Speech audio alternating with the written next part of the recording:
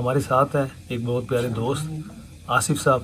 جو کہ 2008 میں ایز اے اسٹوڈنٹ آئے تھے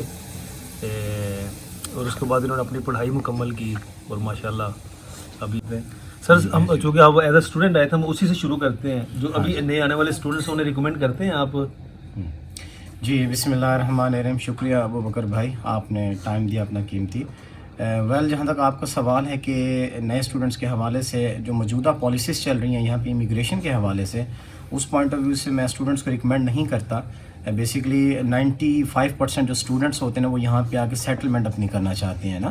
تو ظاہر ہے پاکستانی جو صورت حال ہے وہاں پہ کس طرح وہ اسٹرگل کر رہے ہیں، تو صرف 5% اسٹوڈنٹس ہوتے ہیں اور وہ بھی سیلف فنانس پہ آتے ہیں۔ تو اگر آپ افورڈ کر سکتے ہیں اور آپ جینولی صرف پڑھنا ہی چاہتے ہیں، آپ کام نہیں کرنا چاہتے، تو موسٹ ویلکم۔ سویڈن کی بہت اچھی یونیورسٹیز ہیں، لائک اسٹاک ہوم یونیورسٹی بہت مشہور یونیورسٹی ہے یہاں پہ، کیرولنسکا انسٹیٹیوٹ آف ٹیکنالوجی ہے یہاں پہ، وہ بھی بڑی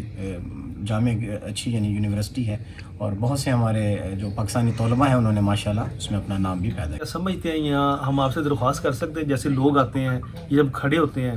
تو ان کو پتہ ہو جو ساتھ والا اس کے کیا حقوق ہیں، بجائے اس کے کانوں میں بازو گھسانے کے، یا کیسے کھڑے ہونا پراپر، یا کس طرح آپ کی کون سی ٹانگ، جو مگر بیسیکلی تو ہم آتے ہیں کہ اللہ تعالیٰ کا حکم اور حضور صلی اللہ علیہ وسلم کے بتائے ہوئے طریقوں کو پہ چلنے کی کوشش کی جائے۔ تو کیا آپ نہیں سمجھتے کہ اس چیز کو بھی ہمیں ڈسکس کرنا چاہیے، ساتھ ساتھ لوگوں کو بتانا آپ کے ہمسایہ کے حقوق کیا ہیں اور کس طرح کی چیزیں؟ جی بہت اچھا پوائنٹ آپ نے جو اس نے ریز کیا ہے ایٹ دا مومنٹ، کیونکہ اس وقت ماشاءاللہ مسجد میں بہت زیادہ اسٹرینتھ ہوتی ہے، اور جیسے کہ آپ جانتے ہیں کہ ہر سال جب رمضان شریف آتا ہے تو ہمارے بہت سے حضرات جو ان سے مسجد میں رجوع کرتے ہیں، تو پوائنٹ آپ نے اچھا اٹھایا، اور اس حوالے سے ہم نے رمضان شروع ہونے سے پہلے جو سن ہم نے تمام حضرات کو یہ تلقین کی تھی کہ بھی اگر کچھ چھوٹے بچے بھی ساتھ آتے ہیں تو آپ ان کو اپنے ساتھ کھڑا کریں، ٹھیک ہے؟ اکثر بہت سے بچے موبائل سے لے کے آ جاتے ہیں، وہ پیچھے بیچارے بیٹھے ہوتے ہیں، موبائلس میں لگے ہوتے ہیں، تو وہ قرآن نہیں سن پا رہے ہوتے مکمل۔ اور بڑوں کے حوالے سے جہاں پہ لائن مسجد میں آتے ہیں چلے جاتے ہیں، لیکن کبھی ہمارے ذہن میں نہیں آتا، چونکہ ہر چیز مکمل ہوتی ہے،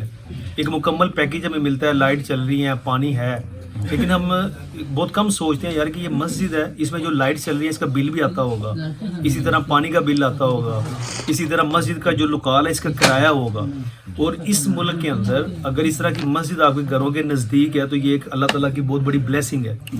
تو لازمی ہم نے کبھی آپ سے نہیں کہا اس طرح کوئی چندہ وغیرہ اکٹھا کرنے کے لیے،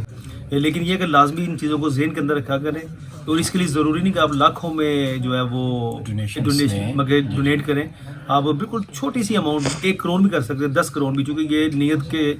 نیت پر ڈیپینڈ کرتا ہے۔ ابھی بلکہ مجھے اس مسجد کا نا سامنے ایک وہ سائن بورڈ سا لگا ہوا ہے، اس پہ نمبر بھی لکھا ہوا ہے، میں اس کو پڑھ دیتا ہوں، سوئچ کا نمبر ہے، یہ اکالہ مسجد ہے، اس میں جو ہے یہ لوگ چل رہے ہیں الحمدللہ، بڑے عرصے سے ایک مسجد ہے۔ اگر ان کیس کوئی کرنا چاہے، لیکن آپ ڈیفینیٹلی اپنی جو نزدیکی مساجد ہے ادھر کر سکتے ہیں، اور اس کو زکوٰۃ وغیرہ مسجد کو نہیں لگتی ہوتی جی نہیں۔ اس کے علاوہ اگر آپ کچھ پارٹیسپیٹ، جیسے لوگ افطار کرتے ہیں، ابھی تو الحمدللہ ہم پورا مہینہ مکمل ہے، روزانہ کوئی نہ کوئی افطاری لے کے آ رہا ہے، لیکن اگر آپ پارٹیسپیٹ کرنا چاہتے ہیں، آپ سمجھ لیں کہ 10 کروڑ بھی سپوز، تو اس کا میں ایک دفعہ بول دیتا ہوں 1236517817، میں ریپیٹ کرتا ہوں 1236517817، ہم اس ویڈیو کے اوپر بھی مینشن کر دیں کہ اس کی کیپشن میں یہ کبھی کبھی ہمیں سناتے ہوتے ہیں حامدیہ نعت، تو ان سے ریکویسٹ کرتے ہیں کہ کچھ آخر میں کچھ اشعار اگر۔ جی شکریہ، میں ایک نعت کے 2 اشعار آپ کی خدمت میں پیش کرتا ہوں، اس میں نا تمام حضرات دیکھنے والے اور سننے والے دوشی پڑھ لیں۔ اللہم صلی علی سیدنا محمد وعلی آل سیدنا محمد وصحابہ وبارک وسلم۔ بالغ العلا بکمالہ کشف الدجی بجمالہ، بالغ العلا بکمالہ کشف الدجی بجمالہ، حسنت جمیع خصالہ،